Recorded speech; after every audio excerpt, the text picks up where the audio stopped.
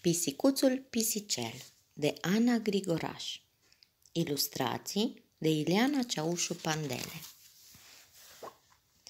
Pisicuțul pisicel, mic, firav, abia înțărcat, prin o gradă a plecat.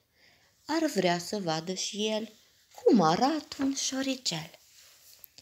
Câinele nostru, Azor, îl simte neștiutor și ce zice Azorel? Hai să râd un pic de el. Îl cheamă pe pisicel, îi arată un vițel și spune că-i șoricel. Vai, se miră pisicel, ce frumos e un șoricel! Spune-i, dragă Azorică, să se apropie fără frică. Uite, zău, ba chiar așa, mă jur pe mustața mea că pe el nu-l voi mânca. Este primul șoricel și nu mă ating de el.